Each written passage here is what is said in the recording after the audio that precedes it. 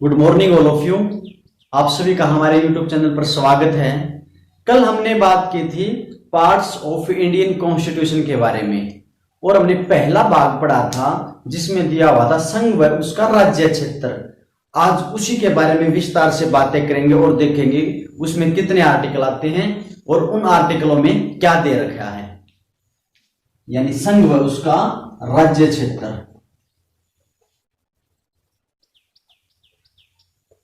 राज्य क्षेत्र देखो, इसके अंदर अगर हम बात करें ये भाग 1 में तथा इसके अंदर अनुच्छेद 1 से लेकर 4 तक आते हैं। ठीक है, यूनियन एंड इट्स स्टेट। इसमें हम बात करेंगे आर्टिकल 1 की। अनुच्छेद 1 में क्या है? देखो, अनुच्छेद 1 में दिया हुआ है भारत यानी इंडिया बजाय राज्यों के समूह के राज्यों का संघ होगा। ठीक है, कि भारत राज्यों का समूह नहीं, राज्यों का संघ होगा। भारत राज्यों का संघ होगा। यूनियन ऑफ द स्टेट होगा, यूनियन ऑफ द स्टेट्स। ठीक है, भारत राज्यों का समूह नहीं होगा, समूह नहीं होगा। और इसमें हमारे अनुच्छेद 1 में दोनों नामों का विस्तार से बता रखा है। नंबर 1 भारत, जो हमारा परंपरागत नाम है, परंपरागत। और दूसरा इंडिया, इंडिया हमारा आधुनिक नाम है। देखो, इसमें भारतवर्ष या हिंदुस्तान नाम की चर्चा नहीं की गई है, आप इस बात को ध्यान रखना। भारत और इंडिया की ये चर्चा हमारे अनुच्छेद 1 में कर रखी है। देखो, जो यूनियन होता है उसका मतलब क्या होता है? संघ। और जो फेडरेशन होता है, फेडरेशन, वो भी संघ ही होता है। भारत के राज्य भारत से यूनियन के आधार पर जुड़े हैं और जो यूएसए और सोवियत संघ,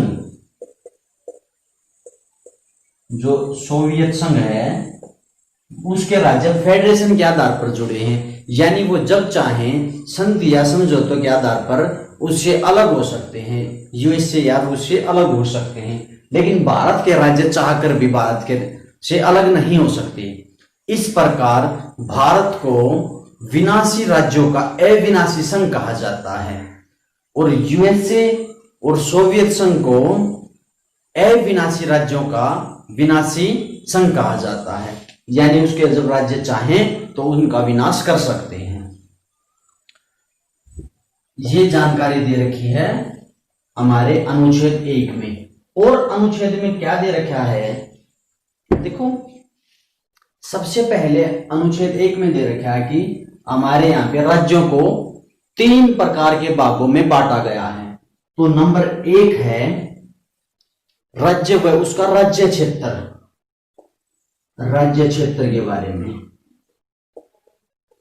आप सभी को पता है कि वर्तमान में 28 राज्य हैं हमारे देश में। पहले 29 राज्य होते थे, लेकिन आपको पता होगा जम्मू कश्मीर को यूटी में बदल दिया, यानी उनको 2 यूटी बना दिए गए, लद्दाख और जम्मू एंड कश्मीर, अभी पिछले ईयर। तो अब राज्य रह गए हमारे देश में 28। और दूसरा भाग है वो बताता है संघ शासित प्रदेशों के बारे में। संघ शासित जो प्रदेश हैं, जो 9 है, पहले 7 होते थे, लेकिन जम्मू कश्मीर और लद्दाख के आने के बाद इनकी संख्या 9 हो चुकी है। और जो तीसरा भाग है वो उसको बोलते हैं हम अर्जित क्षेत्र, यानी जिसका भारत सरकार ने अर्जन किया हो, अर्जित क्षेत्र। इसके अंदर 0 है फिलहाल। देखो, ये अर्जित क्षेत्र ऐसा क्षेत्र या ऐसा विवादित क्षेत्र होता है जो भारत सरकार ने ग्रहण किया हो या अर्जित किया हो। देखो, जो पीओके है, पाक ऑक्यूपाइड कश्मीर, पाक अधिकृत कश्मीर, जो है तो भारत का हिस्सा लेकिन वो पाकिस्तान के कब्जे में है। जब उसको भारत अंतरराष्ट्रीय दबाव से या खुद से उसको भारत में लेकर आएगा तो हम उसको क्षेत्र पर रखेंगे अर्जित क्षेत्र के अंदर। ठीक है, ऐसे ही जो अक्साई चीन का एरिया है, अक्साई चीन है जो, उसको भी हम अर्जित क्षेत्र के अंदर रखेंगे। ठीक है, तो ये जानकारी दे रखी है हमारे अनुच्छेद 1 में।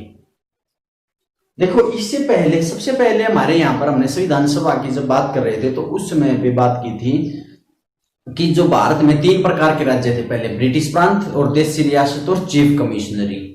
ठीक है, ब्रिटिश प्रांत वहां पर राज्यपाल शासन करते थे, मुखिया वही होते थे, और जो देशी रियासत थी वहां पर राज प्रमुख होते थे। लेकिन जब हमारे संविधान का निर्माण कार्य हो रहा था लगभग 1949-50 में, तो उसमें क्या था, उसमें 4 प्रकार के राज्य बनाए गए थे उस समय पे, यानी उन राज्यों को 4 भागों में बांट दिया था। नंबर 1 भाग में जो ब्रिटिश प्रांत थे, ब्रिटिश प्रांत ये थे, और इनकी संख्या कितनी थी, 9 थी। यहां पे जो शासन करते थे पहले, जब अंग्रेज करते थे तो उस समय राज्यपाल इनको संभालते थे, या यहाँ का मुखिया कौन होता था, राज्यपाल होता था। और फिर बनाया दूसरा भाग, दूसरे भाग में रखी देशी रियासतों को, देशी रियासतें। ठीक है, यहां पर प्रमुख कौन होता था, यहां भी इनकी भी संख्या 9 होती थी, और यहां का प्रमुख होता था राज प्रमुख। ठीक है, यहां का मुखिया होता था राज प्रमुख। और जो तीसरा भाग था, तीसरे भाग का निर्माण किया हमारे संविधान सभा ने, तो इसमें क्या था, इसमें थे छोटी देशी रियासतें, यानी जो छोटी थी, छोटी देशी रियासतें, वह चीफ कमिश्नरी थी। इसमें चीफ कमिश्नरी यानी जो हमारा भोपाल है, बिलासपुर है, या अजमेर का जो क्षेत्र था वो चीफ कमिश्नरी के अंदर या छोटी देशी रियासत के अंदर आता था। इसमें इनकी संख्या कितनी थी, इनकी संख्या थी 10। ठीक है, और जो चौथा भाग बनाया उसमें सिर्फ एक ही राज्य था जिसका नाम था अंडमान निकोबार। इस प्रकार ये कैटेगरियां बनाई थी हमारे संविधान के समय, जब संविधान का निर्माण हो रहा था। इसके बाद क्या होता है, 7वां संविधान संशोधन के माध्यम से इन चारों प्रकार की कैटेगरियों को समाप्त कर दिया।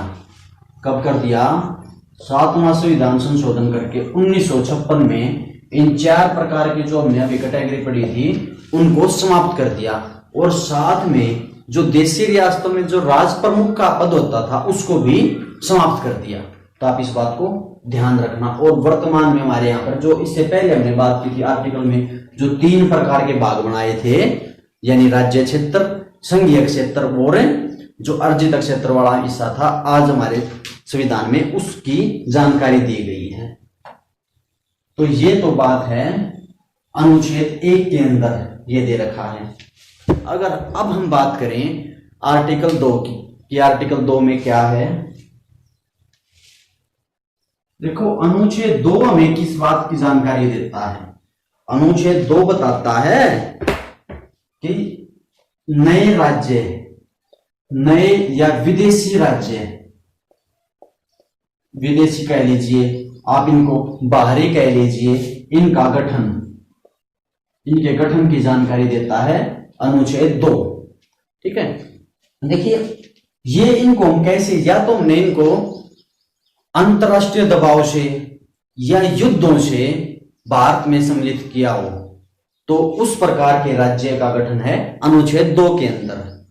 देखिए हमने 1961 में क्या किया था, 1961 में हमने गोवा को आजाद कराया था, और पुर्तगालियों के कब्जे से, पुर्तगाली इनके कब्जे से हमने गोवा को स्वतंत्र कराया था। उसके बाद 1975 में क्या होता है, इंदिरा गांधी सिक्किम जाती है। सिक्किम पहले भारत का हिस्सा नहीं था, वो एक छोटी देशी रियासत थी भारत में, लेकिन वो नहीं थी। तो वहां पर जाती है और वहां के राजा से बात करती हैं और उनको समझाती हैं कि आप भारत में शामिल हो जाओ। लेकिन वो राजा कुछ हद तक मानते हैं कि ठीक है मैं भारत में शामिल हो जाऊंगा। तो उन्होंने कहा कि हाँ मैं पूर्ण रूप से भारत में शामिल नहीं होऊंगा, बल्कि मैं आंशिक रूप से शामिल होऊंगा। तो इस प्रकार 1975 में इंदिरा गांधी ने 35वां संविधान संशोधन किया और एक नई कैटेगरी बनाई 2A की, और इसमें रखा गया शहर राज्य को, यानी सिक्किम को, सिक्किम है जो, उसको 2A कैटेगरी बनाकर इसमें रखा गया, शहर राज्य में रखा गया। लेकिन कुछ समय के बाद उनके राजा मान जाते हैं और फिर सिक्किम को 36वां संविधान संशोधन करके 1975 में ही सिक्किम को और क्या कर देते हैं, पूर्ण राज्य बना देते हैं, पूर्ण राज्य बना देते हैं। तो इस प्रकार हमने बात की अनुच्छेद 2 में जो नए राज्य या बाहरी राज्य का किस प्रकार से गठन होता है। देखिए एक मामले की हम बात कर लेते हैं।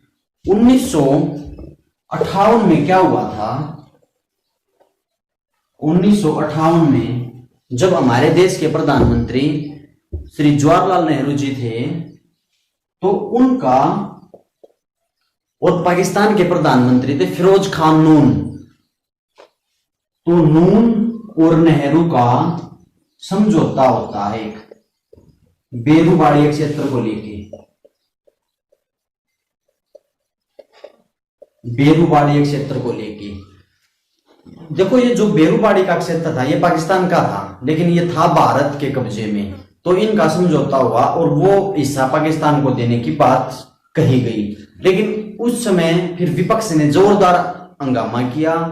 तो इसके बाद पंडित जवाहरलाल नेहरू ने राष्ट्रपति के माध्यम से अनुच्छेद 143 यानी प्रेसिडेंशियल जो रेफरेंस है, इसके तहत हमारे राष्ट्रपति, ये आर्टिकल है, इसके तहत हमारे राष्ट्रपति सुप्रीम कोर्ट से किसी भी मुद्दे पर सलाह ले सकते हैं।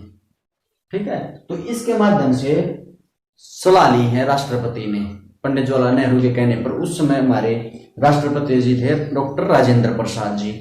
उन्होंने सुप्रीम कोर्ट से सलाह मांगी कि क्या कोई अक्षेत्र हम संधि समझौते के तहत किसी अन्य देश को दे सकते हैं। फिर सुप्रीम कोर्ट ने बेरूबाड़ी मामले में 1960 में कहा कि संविधान में संशोधन करने के बाद आप कोई क्षेत्र किसी अन्य देश को दे सकते हैं।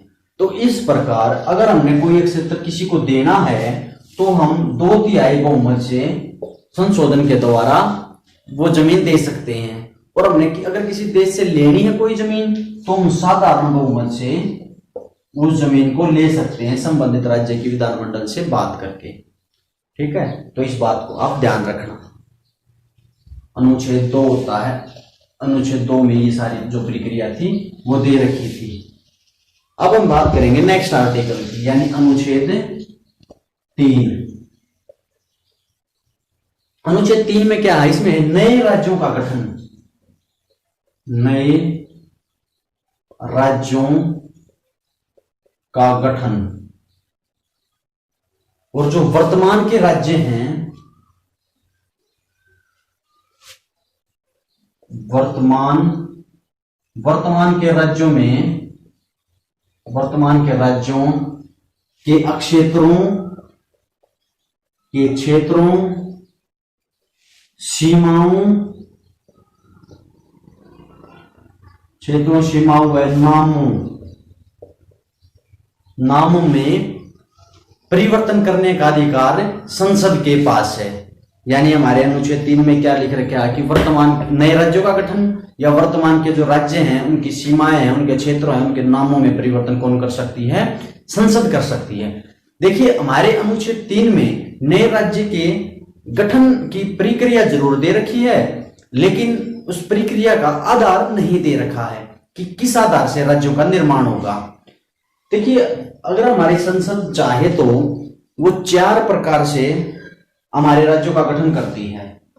मान लो कोई बड़ा राज्य है और संसद चाहे तो उसको बीचों बीच काट के एक नए राज्य का निर्माण कर सकती है। ये बना दिया नया राज्य, एक प्रकार से ऐसे कर सकती है। और फिर अगर चाहे कोई 2 राज्य हैं एक साथ है, उनके बीचों बीच कोई तीसरा राज्य बना दे, ये एक नया राज्य बना दिया। दूसरा प्रकार होता है ये। और मान ले कोई 3 राज्य हैं तो उनमें क्या करेगी, तीनों के बीच के हिस्से को एक क्या करेगी, नया राज्य बना देगी। ये तीसरा मेथड होता है। या क्या कर सकती है हमारी संसद, 3 राज्य हैं एक साथ है, उनको क्या करेगी, तीनों को मिलाकर एक राज्य बना देगी, एक बड़ा राज्य का निर्माण कर देगी। इस प्रकार राज्यों का गठन कर सकती है। ये प्रक्रिया दे रखी है अनुच्छेद 3 में। वैसे करती ऐसे है लेकिन उसके आधार की प्रक्रिया नहीं दे रखी कि क्या आधार होगा। देखिए, उसके बाद हम बात करेंगे देशी रियासतों के एकीकरण की। जो देशी रियासतें थी, देशी रियासतें व उनका एकीकरण किस प्रकार हुआ।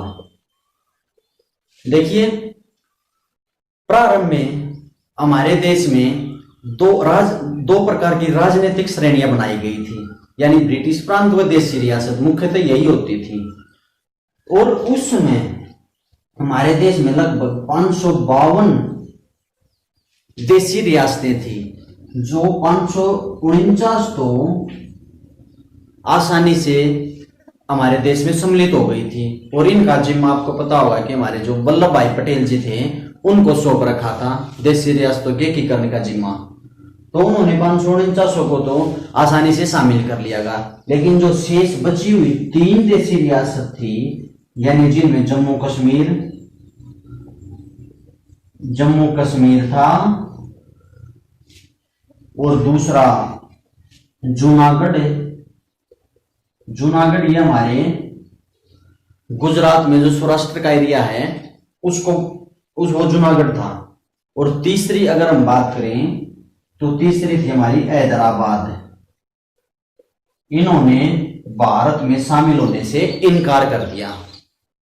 ठीक है, उसके बाद कुछ समय के बाद क्या किया, हैदराबाद को पुलिस कार्रवाई से, यानी अगर वो राज्य रजा से नहीं माने तो उनको जबरदस्ती यानी पुलिस कार्रवाई से मनाया और भारत में शामिल कर लिया गया। जूनागढ़ को जनमत संग्रह से वहां पे जनमत कराया और जनमत संग्रह के आधार पर उसको भारत में मिला दिया गया। और कश्मीर को वहां के राजा जब हरि सिंह थे तो विलय पत्र के माध्यम से भारत में मिलाया गया। तो इस प्रकार से हमने सभी जो भारत के भूखंड में सभी देशी रियासतें थी उनको भारत में सम्मिलित कर लिया। देखो, जब क्या हुआ था, जब भारत के संविधान का निर्माण कार्य हो रहा था तो ये बात उठी थी कि भारत में राज्यों का जो गठन है वो किस प्रकार से किया जाए, भाषा के आधार पर किया जाए, संस्कृति के आधार पर किया जाए, या प्रशासनिक सुविधाओं के अनुसार किया जाए, या धर्म के आधार पर किया जाए, जाति के आधार पर किया जाए। ये सवाल था उस समय संविधान सभा के सामने। तो फिर हमारे राजेंद्र प्रसाद जी ने क्या किया, 1948 में एस के दर की अध्यक्षता में एक आयोग बनाया और उसको जिम्मा दिया कि आप ये पता करिए कि हम राज्यों का जो गठन है वो किस प्रकार से करें। लगभग जून 48 में इसका गठन किया और दिसंबर 48 में इसने अपनी रिपोर्ट दी। इसने कहा कि भाषा का आधार तो राज्यों का गठन हो ही नहीं सकता, यानी आप भाषा के आधार पर राज्यों का गठन मत करिए। इसके बाद बहुत सारा असंतोष फैल गया और फिर एक समिति का गठन किया गया जिसका नाम था JVP समिति। देखो इसमें 3 सदस्य थे, जे से जवाहरलाल नेहरू, वी से वल्लभ भाई पटेल व पी से पट्टाभी सीतारामैया। इस समिति का गठन किया गया 49 में, लगभग 1949 में।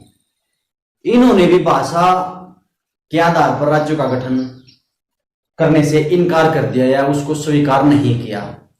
इसके बाद क्या होता है, और ज्यादा असंतोष फैल जाता है। देखो जो मद्रास का जो ऊपर वाला हिस्सा है, ऊपर वाला हिस्सा वो तेलुगु भाषी था। वहां के लोग भाषा के आधार पर अलग राज्य की मांग कर रहे थे। और आपको सभी को पता है कि हमारे जो प्रथम आम चुनाव हुए थे 1951 में, ये अक्टूबर 1951 में शुरू हुए थे और फरवरी 52 में ये समाप्त हुए थे। लगभग 5 महीने ये हमारे चुनाव चले थे।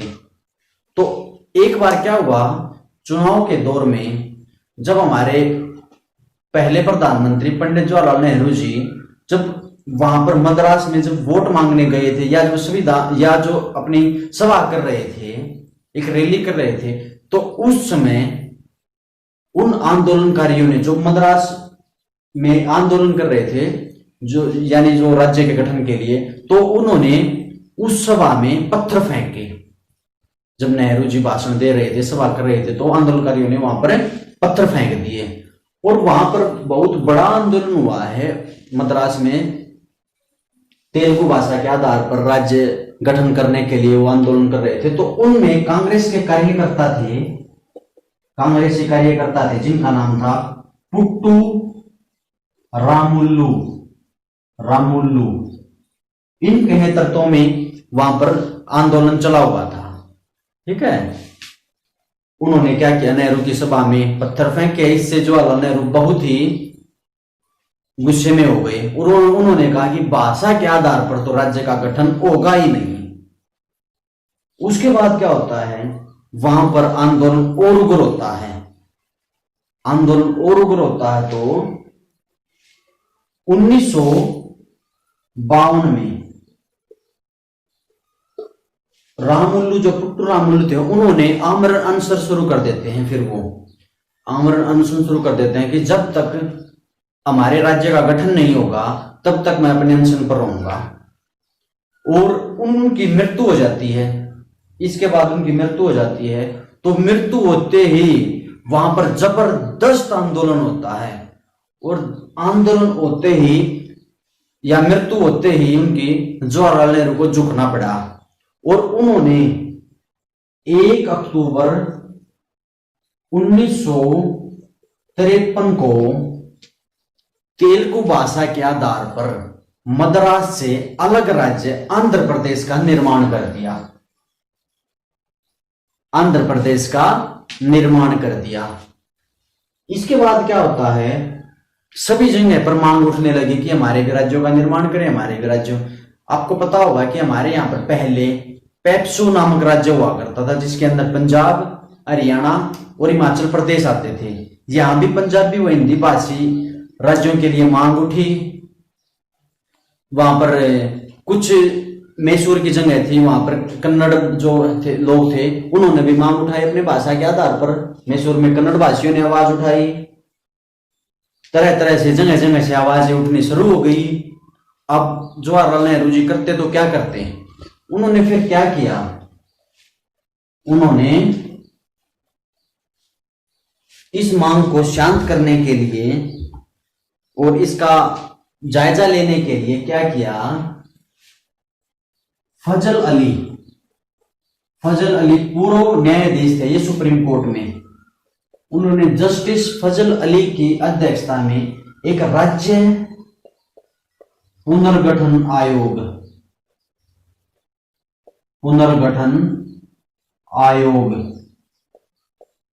इसकी स्थापना की और ये पहला और अंतिम राज्य पुनर्गठन आयोग है, इसकी स्थापना की। इसके 2 सदस्य और भी थे फजल अली के अलावा, वो थे के.एम. पडिक्कर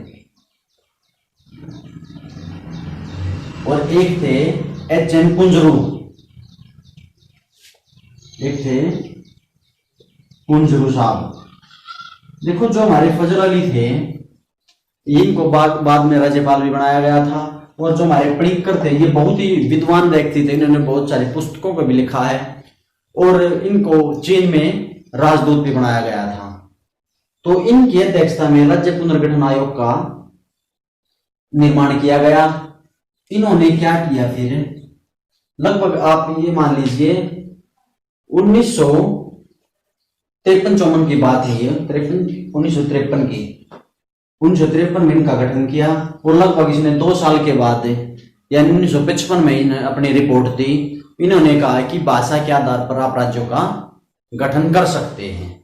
तो इस प्रकार से हमारे राज्यों का गठन हुआ और 1960 में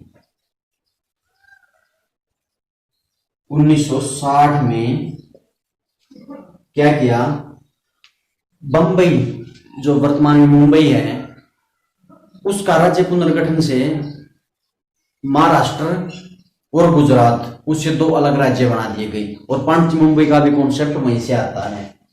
उसके बाद 1966 में क्या किया, पैक्स से पंजाब और हरियाणा 2 अलग राज्य बना दिए गए, पंजाब पंजाबी भाषा के आधार पर और हरियाणा हिंदी भाषा के आधार पर। और जो हिमाचल प्रदेश था उसको संघीय क्षेत्र यानी संघीय राज्य यानी यूटी बना दिया गया उसको, ठीक है। ऐसे ही इसमें बहुत सारे राज्यों का निर्माण किया गया समय समय पर। उसके बाद 87 में गोवा बनाया और जो है 3 राज्य का एक साथ निर्माण किया था, छत्तीसगढ़, उत्तराखंड और झारखंड का। छत्तीसगढ़ का गठन किया था 1 नवंबर 2000 को और इसका किया था 9 नवंबर 2000 को और इसका 15 नवंबर 2009 को। ये 26वां राज्य बना था, ये 27वां और ये 28वां। और अंतिम राज्य यानी 29वां राज्य तेलंगाना बना था, ठीक है, 2 जून 14 को। और उस समय जब राज्य पुनर्गठन आयोग ने अपनी रिपोर्ट दी तो उस समय पर 14 राज्य व 6 केंद्र शासित प्रदेश थे, ठीक है। तो इसके साथ साथ और राज्यों को भी इसमें ऐड कर दिया गया या जोड़ दिया गया, ठीक है। आप इस प्रकार से इसको ध्यान रख सकते हैं। फजल अली की अध्यक्षता में ये हुआ था राज्य पुनर्गठन आयोग। अब बात करेंगे हम अनुच्छेद अपने अंतिम की, यानी अनुच्छेद 4 में क्या दे रखा है। देखो अनुच्छेद 4 में क्या दे रखा है, यानी नए या बाहरी जो विदेशी राज्यों का जो गठन है जो अनुच्छेद 2 में दे रखा है, अनुच्छेद 2 में। और अनुच्छेद 3 में क्या दे रखा है, हमने अभी बात की, नए राज्यों का गठन, वर्तमान के राज्यों के राज्य क्षेत्र सीमाओं या नामों में परिवर्तन है वो अनुच्छेद 368 के तहत नहीं होगा, ठीक है। वो या तो साधारण प्रक्रिया से होगा या वो विशेष बहुमत से हो जाएगा, लेकिन आर्टिकल 368 के द्वारा संविधान संशोधन के माध्यम से नहीं होंगे, ठीक है। आज हमने बात की हमारे भाग 1 के बारे में, राज्य व उसका अक्षेत्र यानी संघ अक्षेत्र, ठीक है। आप एक बार इस वीडियो को रिपीट करके देख लेना, हो सकता है आपको एक बार समझने में थोड़ी सी प्रॉब्लम हो। और आप हमारे चैनल को सब्सक्राइब करें। हमसे जुड़ने के लिए बहुत सारा धन्यवाद। Thank you.